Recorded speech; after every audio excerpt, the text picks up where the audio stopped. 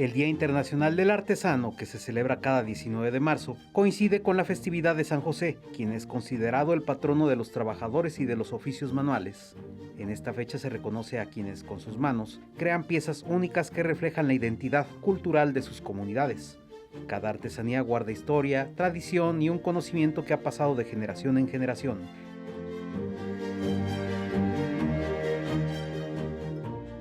Ser artesano va más allá de un trabajo. Es una forma de expresar la cultura y la vida cotidiana. Desde la cerámica, el bordado, la talla en madera o la elaboración de textiles, cada pieza lleva tiempo, dedicación y creatividad. En muchos casos, los artesanos aprenden desde pequeños dentro de sus familias, conservando técnicas antiguas que siguen vigentes hasta hoy.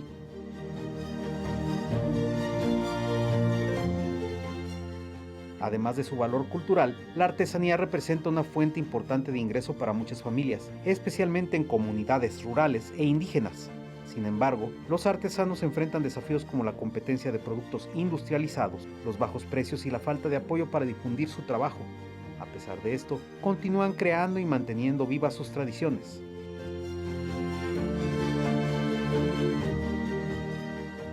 Esta conmemoración invita a valorar el trabajo hecho a mano y a reconocer el esfuerzo que hay detrás de cada pieza. Apoyar a los artesanos también significa preservar la cultura y fortalecer la economía local.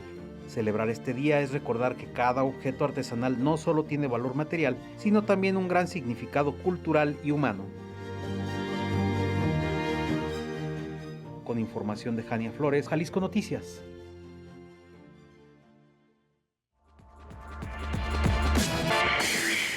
Hola, hola, ¿cómo están? Bienvenidos y bienvenidas a Elementos. Yo soy Tamara Malano y les doy la cordial bienvenida al Diario Cultural de Jalisco, momento donde hacemos agenda para disfrutar de todo lo que hay en el estado.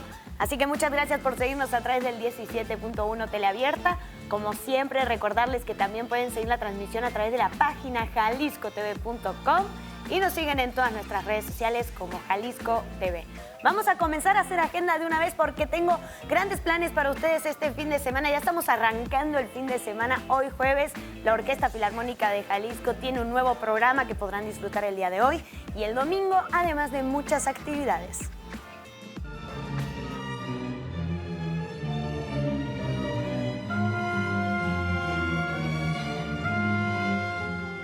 La Orquesta Filarmónica de Jalisco presenta su séptimo programa de la primera temporada 2026 en el Teatro Degollado, con funciones el jueves 19 de marzo a las 20:30 horas y el domingo 22 a las 12:30, bajo la batuta de Jorge Mester y con la participación del pianista Robert Tiss.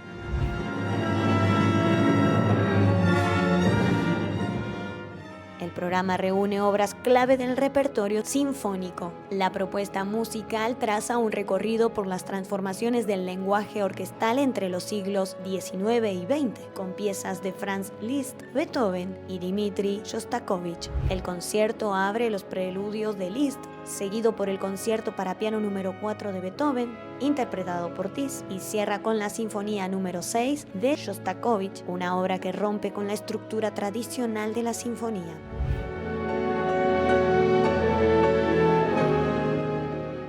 Parte de las actividades se realizará un ensayo abierto el jueves a las 9:15 de la mañana con registro previo a través del correo contacto.ofj@gmail.com y una charla previa a las 18:45 horas en el lobby del teatro. Los boletos están disponibles en línea y en taquilla. Además, los adquiridos para la función del 22 de febrero serán totalmente válidos para este nuevo horario, respetando las mismas localidades asignadas.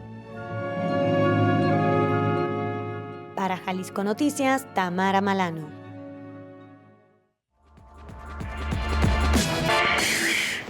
Y les tengo otra propuesta muy bonita, muy conmovedora y que pone en primer lugar a los adultos mayores y se llama La velocidad del otoño.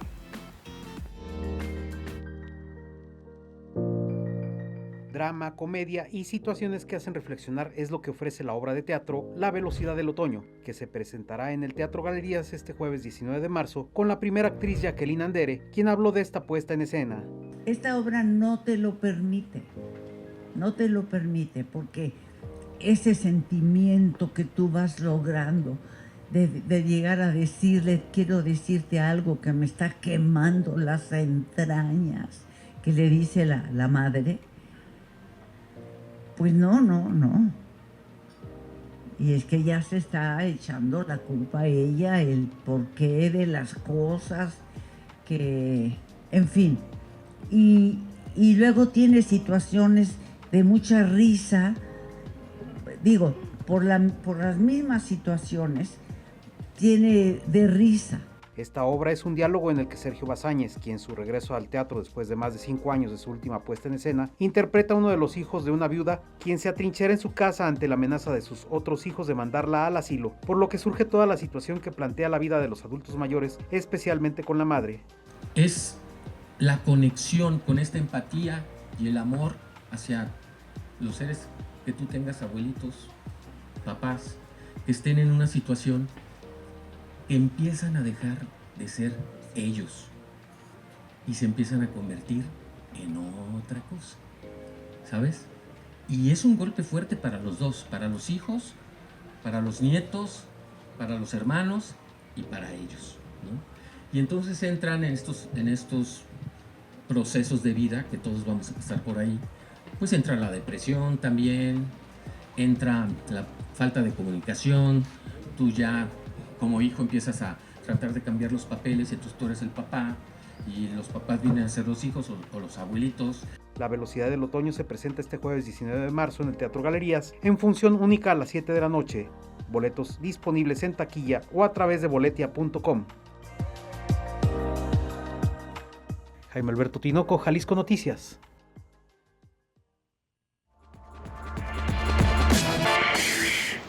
Atención a las y los fanáticos de Caifanes porque llegan a Lagos de Moreno.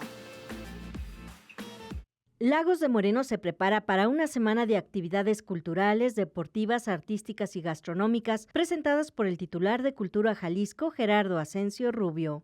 Ya estamos en temporada de festivales y eso, como lo saben, nos llena de entusiasmo y nos propone nuevos motivos para reencontrarnos en diferentes comunidades.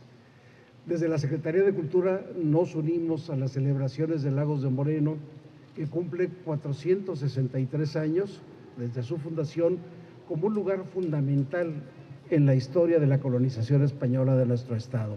Del 20 al 31 de marzo es el programa del Festival Cultural y Deportivo de Lagos de Moreno, en el que destaca el rugido de Caifanes el próximo domingo 22 de marzo, con un concierto gratuito con el que la Agencia Estatal de Entretenimiento de Jalisco celebra la diversificación de megaconciertos. Las grandes fiestas que vienen próximamente en Lagos de Moreno y sobre todo el poder reafirmar que la agenda cultural, deportiva y de entretenimiento se está diversificando y está creciendo más allá del área metropolitana de Guadalajara.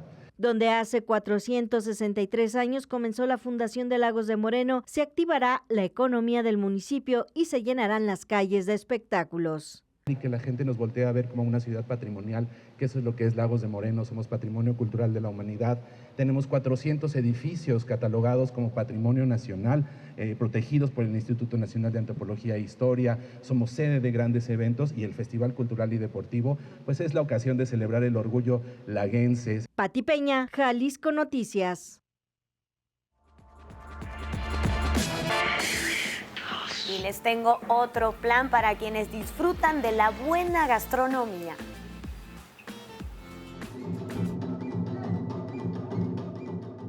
El zapateado al son de la marimba mientras se asa un peje lagarto en 3 culturas olmecas es el color, sazón y ambiente que promueven desde la Asociación Mexicana de Hoteles y Moteles de Tabasco, que preside Alberto Zurita del Rivero. Queremos crear estos puentes para poder conectar más ambas ciudades, ambas culturas, que sabemos que todo es México, pero cada rincón de México tiene culturas y tiene secretos diferentes, y pues la intención es eso, venir, mostrarles un poco de lo que es Tabasco y que ustedes también nos visiten y se lleven todavía una probada más grande de lo que le tenemos para ofrecer. La Caravana Turística 2026 de Tabasco llegó a Jalisco con su programa anual de festivales culturales, artísticos y gastronómicos, con usos y costumbres que parecen distantes, como el Festival de la Butifarra o el del Totoposte, pero no son tan distintos del color mexicano, con sus jardines chocos que florecen, el olor a cacao tostado y las ruinas prehispánicas del llamado Estado Verde. Con esta conectividad que tenemos de manera diaria, ahora sí que poder crear estos círculos, estos puentes, que todo jalisciense, que todo visitante que venga al Mundial pueda visitar Tabasco, un lugar totalmente diferente.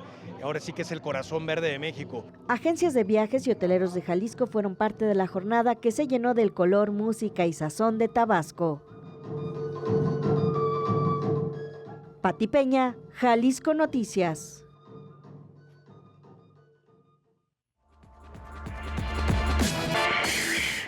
Y en el marco del Día Internacional del Artesano y de la Artesana también se rindió homenaje a ellas y a ellos en Tonalá.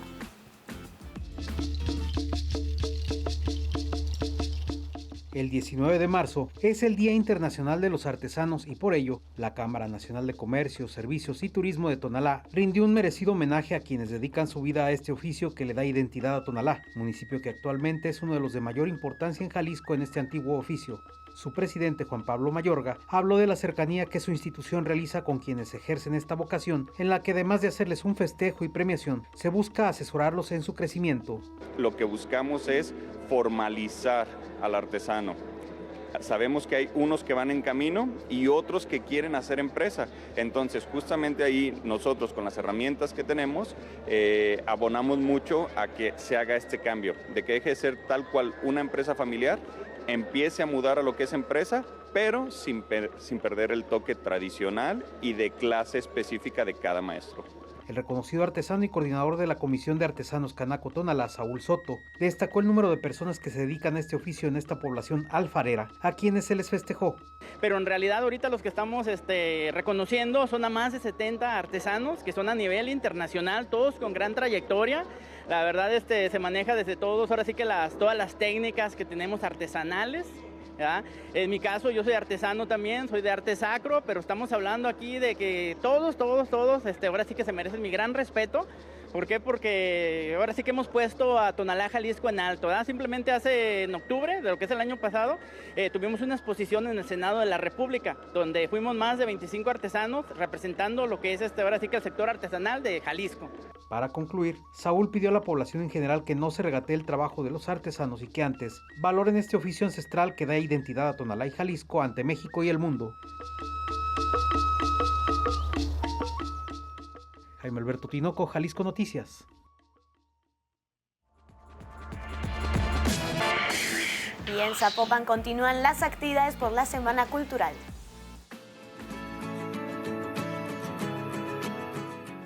La Dirección de Cultura de Zapopan continúa en la labor de la difusión artística a través de la Semana Cultural Zapopan 2026. Tras visitar las plazas centrales de Ixcatán y de Santa Lucía, los días martes 17 y miércoles 18, este jueves 19 le toca el turno a Ciudad Granja, por lo que si vive cerca de esta zona de la ex Villa Maicera, podría apartar la fecha para acudir a alguna de las actividades o pasar toda la tarde en las presentaciones gratuitas para el público.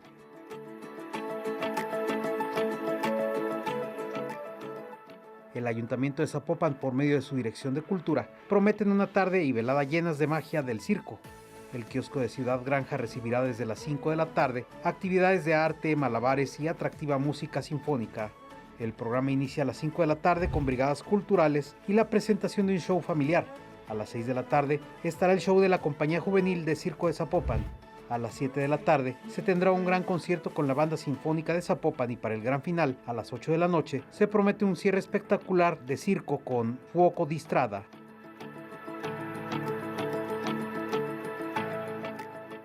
Para el viernes 20 de marzo será la plaza principal de Atemajac la que reciba las actividades de la Semana Cultural de Zapopan. Para el sábado 21 le corresponde el turno a San Juan de Ocotán también en su plaza principal y para concluir la sede será la plaza principal de la Primavera. Todas las actividades en las sedes iniciarán a las 5 de la tarde con entrada libre para quienes asistan. Jaime Alberto Tinoco, Jalisco Noticias.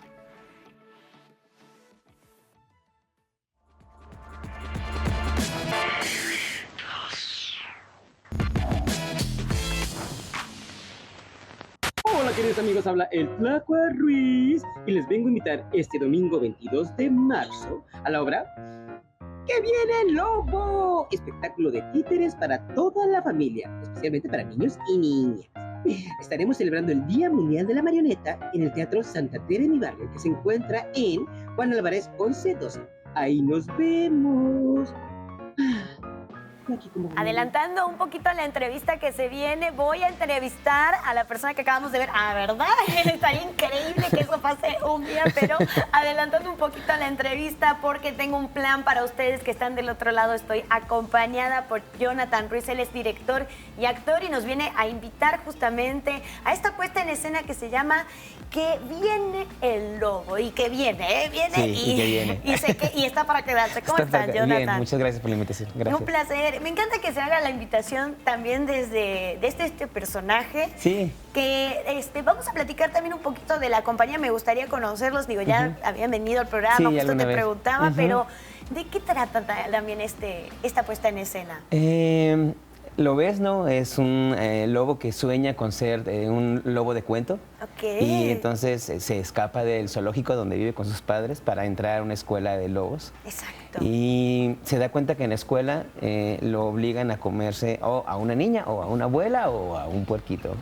Y él, pues, obviamente no está de acuerdo con eso y entonces se escapa para ocultarse en los cuentos tradicionales y se da cuenta que en los cuentos tradicionales el lobo siempre es el malo. Claro.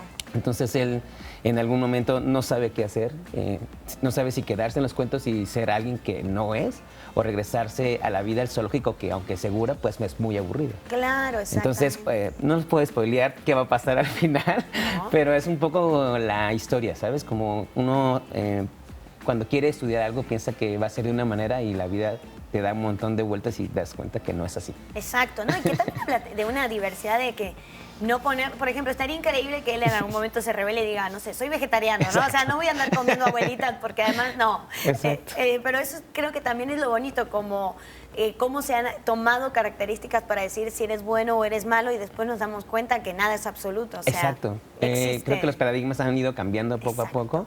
Y un poco que este tipo de teatro es que invita a las preguntas, ¿no? Más que como a las certezas, invitamos a las preguntas de por qué el lobo tiene que ser siempre el malo o por qué la abuelita siempre tiene que comérsela, ¿no? Entonces empezamos a dudar como en esos tótem de los cuentos tradicionales y un poco preguntamos a los niños o niñas qué les parece o qué pasa, ¿no? Claro, creo que ahí encontramos. ¿Dado función de esta puesta en escena? Ya, es un trabajo que tenemos de algunos años. Ok, ¿y qué comentarios han llegado tal vez o qué preguntas han llegado? Siempre nos preguntan qué va a pasar, ¿no? Y la pregunta siempre es como, es más bien respondiendo a otra pregunta, es qué pensarías tú que podría pasar, ¿no? A veces hay una como dicotomía de los caminos, ¿es bueno o es malo? Y entonces ahora queremos romper esa idea y decirle al niño, bueno, tenemos esos caminos, ¿qué podemos hacer? ¿No? Claro. Hay un tercer camino, un cuarto camino, ¿qué pasaría? Entonces, en esa medida creo que los niños y las niñas han dado un montón de respuestas que son súper creativas y que uno decimos, ok, vamos bien. Sí, claro, y que nos damos cuenta como adultos que nos quedamos súper cortos a la mera hora de responder esas preguntas. Completamente. Y lo hacen en el marco del Día Internacional de la Marioneta, ¿verdad? Sí, el 21 de marzo se cumple la celebración del Día Mundial de la Marioneta. En todo el mundo hay celebraciones, festivales. Nosotros normalmente leemos un manifiesto que es igual que el Día del Teatro. Que se lee un manifiesto, un titiritero súper importante, lo escribe de la manera internacional y lo vamos replicando. Solo que lo quisimos hacer el domingo porque cae en sábado, entonces creemos que es un día mucho más familiar. Sí, claro. Ay, ¿no sabías lo del manifiesto que también lo hacían? Sí, cada año hay una... se llama la UNIMA, que es como un sindicato mundial, digamos, que tiene pequeñas células en todo el mundo. Y justo igual que el teatro, hay alguien que es súper importante como figura y da un manifiesto cada año. Qué padre, ¿no? Y es que sí, lo que hablábamos justo fuera de cuadro, tiene muchísima importancia trabajar con un objeto, sacarle la personalidad, es enriquecedor. Vuelvo a repetirlo, aquí en Jalisco por lo menos para mí fue de los espacios o de los estados que más he visto que se le toma muy en cuenta este trabajo. Ustedes llevan más de 20 años, ¿verdad? Sí, casi 25 años trabajando como grupo del Tlacuache.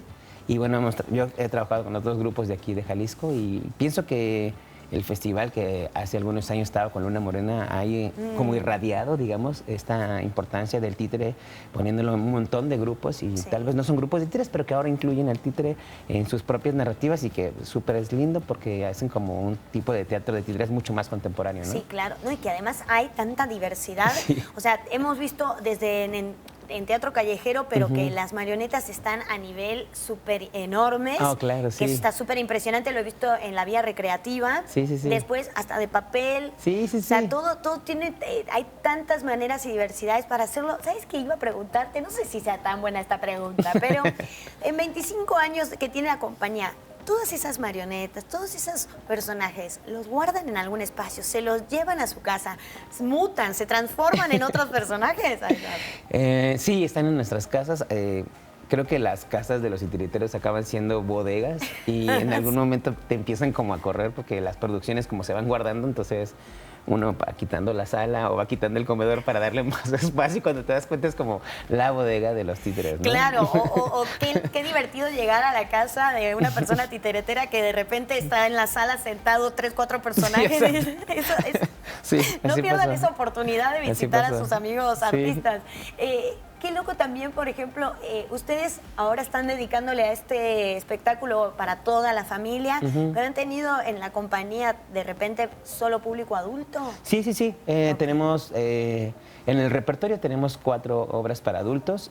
Próximamente estaremos presentando una obra que se llama El sueño de la marioneta, que es justo como lo que acabas de plantear. Es un títere que lleva encerrado mucho tiempo en la caja y entonces sueña con no solamente salir, sino hacer otro tipo de teatro, porque él hacía teatro de títeres para niños y ahora quiere ser algo para adultos y es la idea de qué pasaría si un títere soñara, ¿no? Y pues es un monólogo y es súper extraño porque es como para adolescentes y adultos y es súper divertido también. Qué loco, o sea, también eso. Y el público se anima, o sea, porque de repente siento que está tan mal a veces que asociamos que solo sea para niños. Es como, bueno, vamos a llevar a la familia, vamos a irnos, pero se ha acercado al público adulto genuinamente. Sí, sí, sí. Creo que el mejor público para el grupo y para mí personalmente creo que va a ser siempre los niños y las niñas. Claro. Es un público súper creativo, ¿no? Está siempre expectante. Y creo que los adultos siempre caen en la convención de que, bueno, saben que el títere está animado por un titiritero, cosa que a muchos niños a veces se les olvida. Y creo que los adultos siempre entran como en la historia, entonces lo que hacemos ahí siempre es como complejizar la historia, hacer un personaje como mucho más complejo, con momentos oscuros o momentos duros para que el público adulto pueda como también poderse como identificar, ¿no? Claro, exactamente, sí, o sea, para mí eso es como la puerta de entrada a seguir imaginando y olvidarnos un ratito, porque es difícil también como adulto decir, no quiero ver ni las cuerditas, no quiero ver nada, o sea, y el niño no tiene tanto eso, o sea, hay como en cierto filtro, si se quiere. Sí, completo, creo que justo por eso me parece el público más maravilloso, porque aunque en algún momento puede ver al titiritero, en la historia lo borra, ¿sabes? Es impresionante como la capacidad de imaginación y de que no están... La palabra puede escucharse mal, pero no están tan domesticados, digamos. Exactamente. Sí, y en eso también tiene una imaginación como mucho más salvaje, ¿sabes? No les importa pararse o hablarle directamente al títere o voltear a su compañero o compañera y decirle, eso está mal, ¿sabes? Ay, qué hermoso, claro. A diferencia que un adulto que sabe que siempre se tiene que comportar de cierta manera o que tiene que estar ahí, ¿sabes? Pero bueno, lo que hay es cambiamos las historias y las convenciones para que el público adulto también tenga esta sensación de que le contamos una historia potente. Para ellos también, claro, ¿no? Y que el niño y las niñas se involucran, que eso es lo que está increíble. Sí. Jonathan, vamos a recordarle al público de Elementos, vamos a hacerle esta invitación de cuándo es, día, horario, boletos, todo lo que necesitan para asistir a esta función. Es el domingo 22 de marzo a la 1 de la tarde en el Teatro Santa Tere, Teatro de Barrio. Eso. Quedan muy poquitos boletos porque es un aforo pequeño, porque es un teatro pequeñito, pero súper lindo porque está en medio de la colonia Santa Tere, entonces hace que, digamos que la comunidad de Santa Tere o del centro pueda ir a un espacio como mucho más cercano. Exacto. Y entonces, bueno, quedan poquitos lugares, entonces les recomiendo que los compren ya. Exacto, para que no se relajen y digan, no, después es más cerquita el fin de semana. No, aprovechen porque es momento. No, y además este teatro, sí, tal cual, está hecho también con mucho cariño, con parte de uno de nuestros colegas de la comunidad teatrera, entonces qué mejor también eso, en el corazón de Santa Tere, ir al Justo barrio. ahí estamos. Creo que es una gran oportunidad para hacer teatro que está muy, muy cercano a la gente.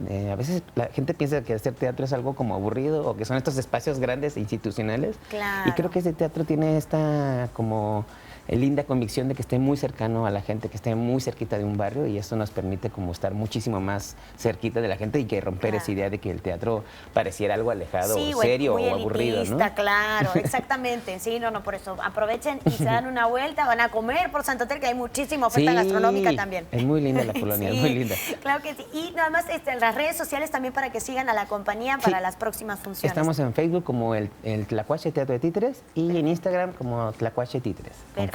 Ahí está la invitación, vayan, sigan. Un placer tenerte por aquí. No, muchas gracias por la invitación. Un gusto también para platicar y por supuesto a celebrar entonces a nuestros colegas titereteros en su día y por supuesto continuamos con mucho más aquí en Elementos. No se despeguen de Jalisco TV.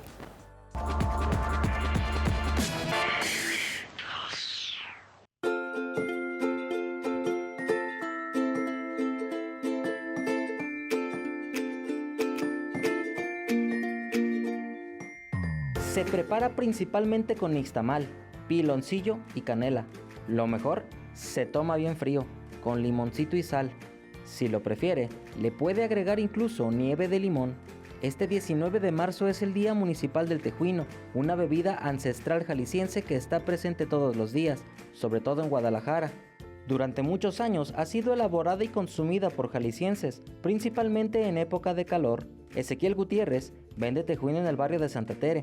El negocio lo comenzaron sus abuelos hace 35 años. Pues la gente está nomás para el regalo, ¿no? Porque ya ves que en el centro lo regalan y pues es un día tradicional, pues que más que nada que se lo regalen, pues que vengan a comprar. Pues se deschonga por un tejuino, pues filas y filas y lunes a domingo todos los días. Cada quien tiene su manera de hacerlo. Ezequiel y su familia tienen una receta secreta, pero la manera de servirlo es básicamente la misma. Como él dice, entre más oscuro mejor. Se agarra el vaso, se le agrega sal y limón, pero ahí te va a ir a sal, limón y el tejuino y la nieve. Ahí está el tejuino.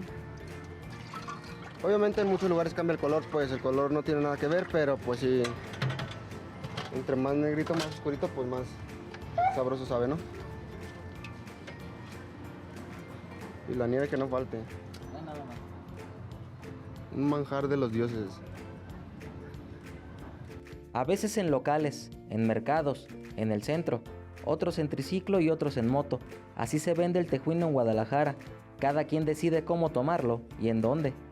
Y en esta ocasión así me voy a despedir de ustedes, bebiéndome un buen tejuino bien frío. De lo mejor para estas épocas de calor. Y recuerde, solamente lo tenemos en Jalisco.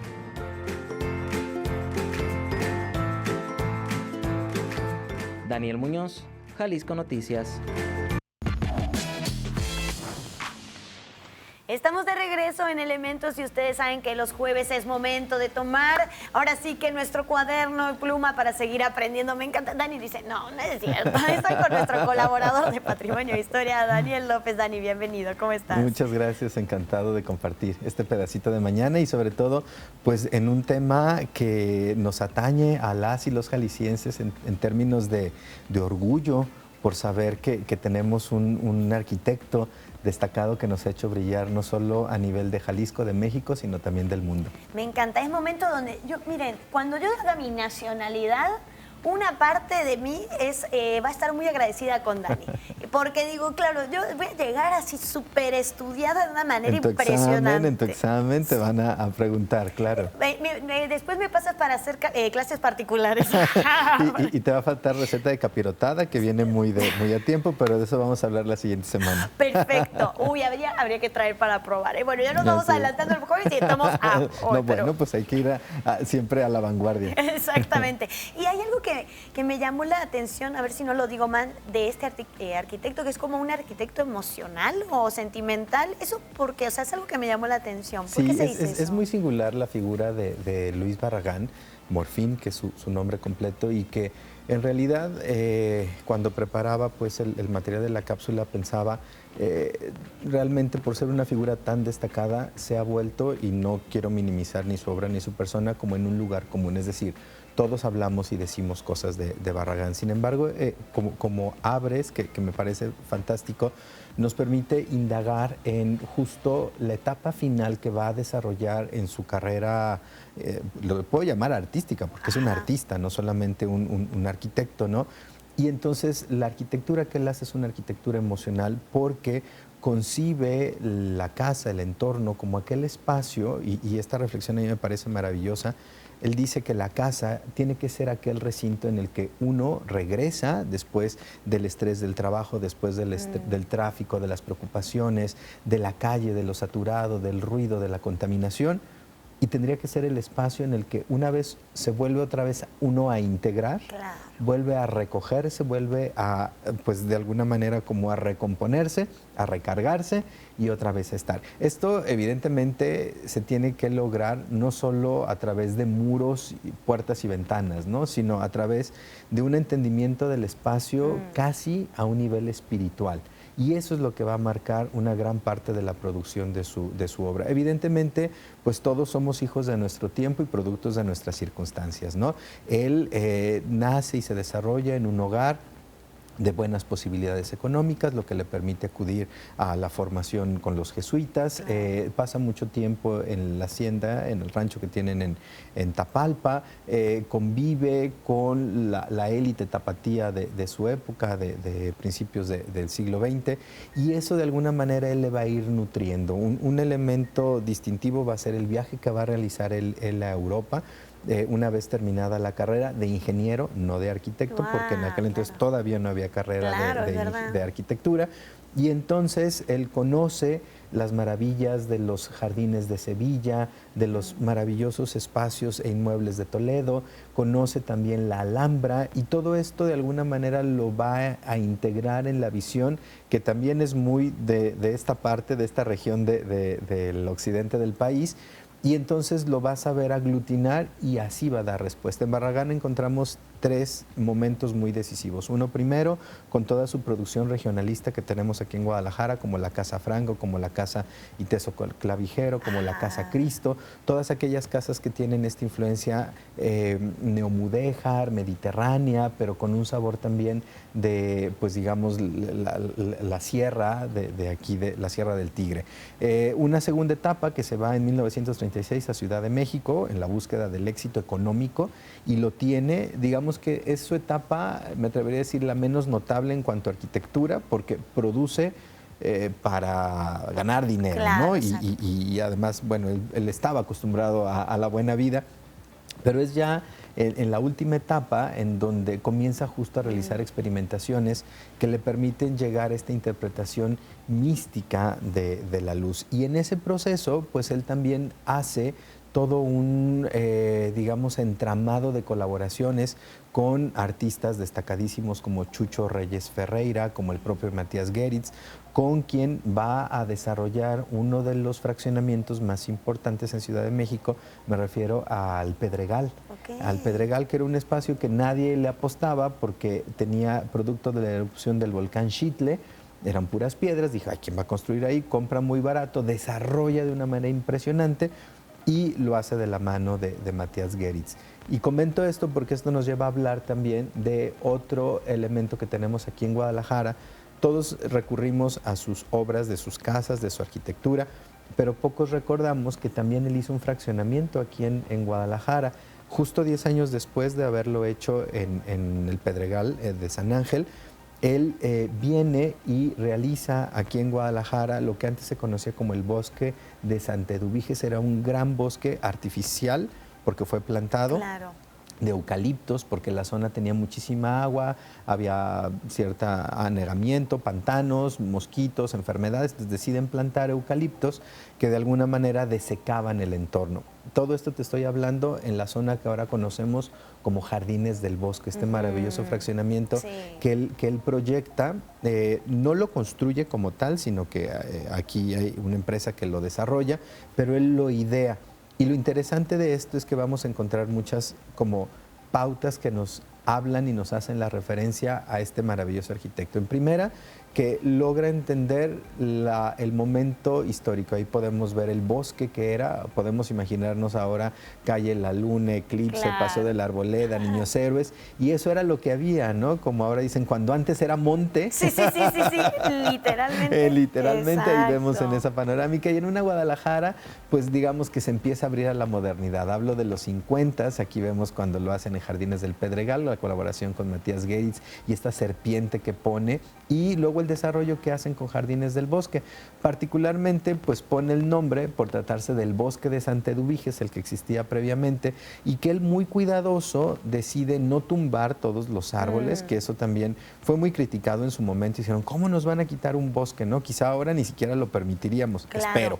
espero. Esperemos, sí, Ajá, sí. pero lo que contribuyó a generar una gran demanda de este espacio fue justamente la oferta de poder vivir en el bosque, pero cerquita del centro histórico, ¿no? Y ahora lo vemos, la colonia Jardines del Bosque se ha convertido en un recinto, en un espacio que es casi un oasis, en el que uno penetra, se siente el cambio en la temperatura, se siente la frescura, se sienten calles amplias, arboladas. Las propias fincas tienen pues un gran espacio jardinado al frente, otro atrás que logró integrar y rescatar parte del bosque original de Santa Eduviges, y con muchos otros elementos interesantes como el Templo del Calvario, que aquí yo decía en el último recorrido que hicimos, voy a romper unos corazones porque todo el mundo cree que el Templo del Calvario es de Barragán. No, el templo que ahora vemos no es de Barragán. Él lo proyectó, hizo unos bocetos, pero luego ya la empresa que desarrolló aquí el fraccionamiento decide hacerle cambios y transformaciones. Entonces el mismo Barragán dice, ese templo no es mío. Sin embargo, pues tiene algunos elementos que nos recuerdan a lo que él intentó hacer. Pero además es también el espacio donde van a convivir dos grandes maestros de la plástica y de la pintura. Me refiero al propio Matías Geritz, con un maravilloso vitral en cristal, en vidrio soplado, de color amarillo, que a lo largo del día va tomando unas tonalidades impresionantes que logran filtrar la luz y generar un espacio divino de contemplación. Y en contraposición tenemos otro muro donde tenemos un enorme mural, autoría del maestro Alfonso de Lara Gallardo, un pintor y acuarelista tapatío que va a hacer su obra enfocada siempre en la figura de Cristo. Entonces, estas son como algunas de las joyitas que nos pueden invitar a recorrer Jardines del Bosque, a verlo como una expresión de un momento muy particular en la historia de nuestra ciudad, y rematar en lo que era el ingreso al fraccionamiento, que es la escultura del pájaro. Hay quienes le llamaron por muchos años pájaro amarillo porque estaba pintado de amarillo. Descubrieron que su color original era el tinto, un poco como el que tenemos aquí atrás de nosotros, y entonces se le llamó el pájaro de fuego. Entonces, en realidad lo podemos dejar como el pájaro, obra de Matías Geritz, y que daba la entrada o el ingreso al fraccionamiento, y que en una perspectiva muy singular alcanzamos a ver cómo los chorros de la fuente central de la avenida Arcos pareciera que el pájaro está acercándose a tomar el agua, ¿no? Entonces, pues integramos, ¿no?, esta visión de Barragán incluso hasta en la nomenclatura de las calles, con esta afiliación directa a la naturaleza.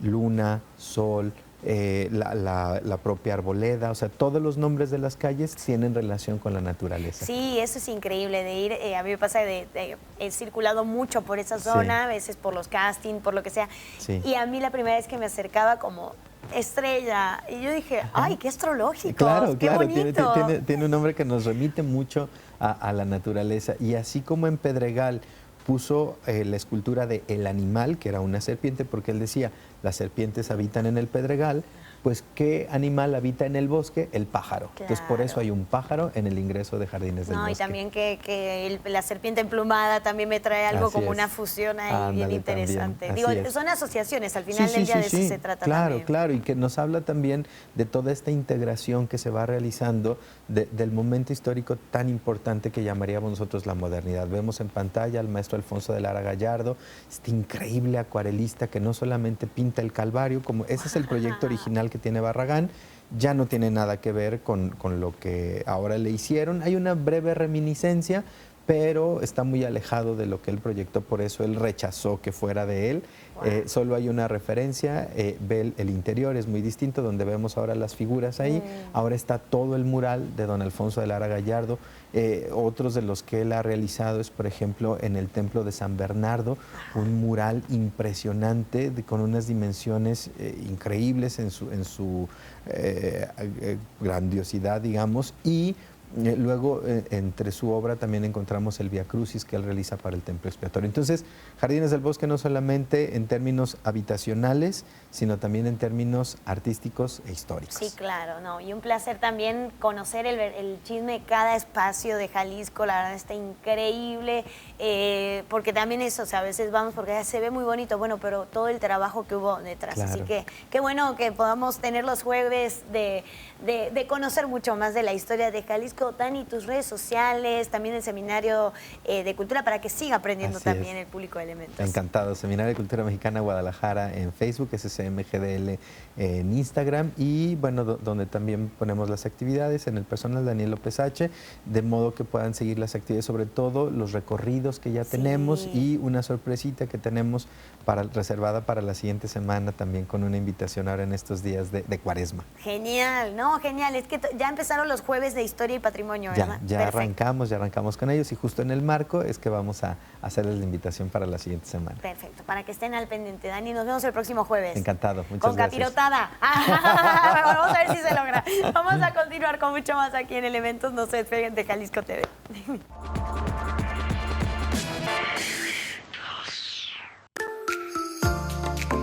En estos días, al transitar por las calles del área metropolitana, es imposible no notar los colores de los árboles de la temporada, una antesala a la primavera, con características singulares que podemos encontrar en diversas especies como el tabachín, la rosa morada o el huacayán, también conocida como primavera, un espectáculo floral que todos notan.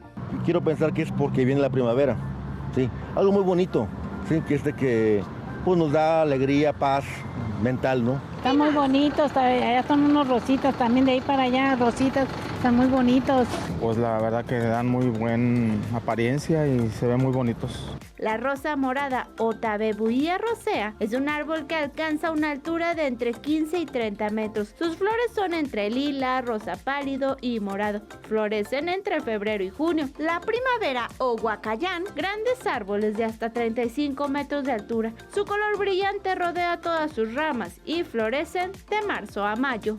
Es una imagen que nos da, pues, tranquilidad, o sea, un ambiente más armonioso. Sí, son diferentes a todos porque todos dan sus flores muy bonitas y duran mucho tiempo, o sea, así con sus flores. La verdad se adornan muy bonito, pero he visto muchos colores que predominan mucho, el blanco, el rosita, el amarillo. Estas especies podemos encontrarlas en principales avenidas como Vallarta, Américas y López Mateos. Karina Lomelí, Jalisco Noticias. Y casi ya nos despedimos del programa del día de hoy, pero también tengo otra invitación para aquellas personas que son muy esotéricas como yo, y estoy acompañada justamente por Luca Pianesi, él es productor del Museo Palacio Ocampo. Vamos a hablar de Expo Brujería, que hay, bueno, muchas cosas. Primero darte la bienvenida, Luca, ¿cómo estás? Gracias, muy bien, gracias por invitarme. Un placer. Sí que mucha gente reconoce o más o menos lo ubicará porque se volvió como muy una tendencia que se estaba moviendo esta figura de la chamana de María Sabina y como que se volvió muy viral, pero yo quisiera meterme no solo con esta circunstancia de lo que pasó, pero también de lo que nos podemos encontrar primeramente en Expo Brujería antes de que pase todo lo esotérico alrededor de eso. Mira, esta exposición es una colección de piezas que vienen de Europa. Muchas piezas son de Alemania, de Italia, de España, principalmente de Italia, donde hubo mucha brujería en el 1500, 1600.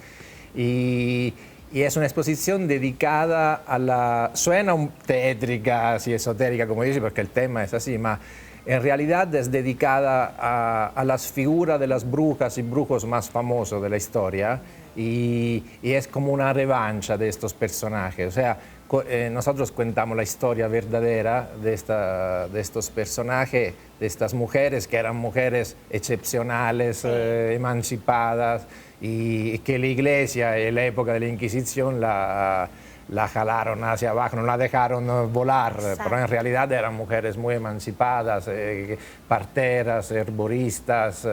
Entonces no son estas figuras oscuras, claro, de las películas, monstruos. Son mujeres que la mayoría aparte terminaron mal, porque después del 1500 con Malleus Maleficarum, que es el título de la exposición, que es un manual de cacería de brujas, con el cual la Iglesia autorizó a todo el mundo a darle la caza, hubo una matanza de miles y miles de estas mujeres, y las más famosas nosotros quisimos como hacerle un homenaje para decir realmente quién eran estas poderosas señoras. Luego hay eventos y episodios que todavía se quedan sin explicación, porque algunas eran poderosas, como Marie Laveau, la reina del vudú. Hay muchos relatos sobre ella. Claro, porque se generaron muchísimas leyendas alrededor de eso, también desde un lugar de satanizarlas tal vez, cuando si nos remontamos un poquito más hacia la historia, eran mujeres que de alguna manera eran medicinales, ¿no? De que nos dolía el estómago, y la que ahorita nos cura, por ejemplo, conocida como de que el mal de ojo o el empacho, ¿no? Sí, hasta doctores eran, porque acudían las mujeres en el parto, sanaban gente enferma, y luego de ahí, con esto de la histeria del mal, del demonio, porque hay un vínculo entre el diablo y las brujas, y mucho le puso mano la Iglesia cuando tomó parte en el asunto. Estas figuras se transformaron, entonces de ser mujeres buenas que ayudaban al pueblo, fueron estigmatizadas como figuras maléficas. Exacto, y lo combinan también un poco con la cultura mexicana, que por eso también mencionaba como a la chamana oaxaqueña, pero ¿cómo fue también eso de decir, hay que traerlo aquí a México, porque también saben que hay un público que es muy de ese... En México la cultura, ¿no?, del chamanismo, el nahual, los curanderos, Catemaco en Veracruz, es una cultura muy viva, más que en Europa. En Europa es más... está como más escondida, es algo más esotérico, como decías tú. Aquí es algo más del día a día, y la gente sabe mucho sobre el tema. Pero quisimos hacer luz sobre estas figuras que tal vez muchos no conocen, y para hacer esto hemos recreado figuras muy similares al original. En muchos casos no había fotos, hay pinturas, pero artistas mexicanos y europeos han realizado esta figura en cera, y la exposición se visita con una audioguía que te va explicando todo de manera profesional. Y tú puedes, aparte de ver objetos, ves esta figura, estás en cara a cara con esta figura y todos sus objetos. Hay muchas vitrinas de objetos que fueron utilizados para rituales. Algunos son originales y otros son copias, la cabeza de la momia, de la monja momificada del Vaticano, Rosenthal. Y hemos dedicado una sección a figuras de leyendas, más que nada mexicanas, de brujas, o sí, brujas la podemos definir, como la Mometzo-Pinky, que es la bruja de Tepoztlán, pero también hay algo similar a la bruja de Cuernavaca. Entonces, en muchos estados cada quien se apropia un poco de esta. La Mometzo-Pinky es una de las más famosas, porque es la bruja que antes de ir de cacería o de volar en la noche se quitaba las piernas, se arranca las piernas, la deja cerca de la ventana y vuela bajo forma de guacolote en búsqueda de niños, generalmente, para chuparle la sangre. No, me encanta, porque todo esto igual vamos a hacerle la invitación formal al público de Elementos para que vayan y para que conozcan esas historias y también para honrar a esas mujeres que al final del día, pues como bien dice, se las quiso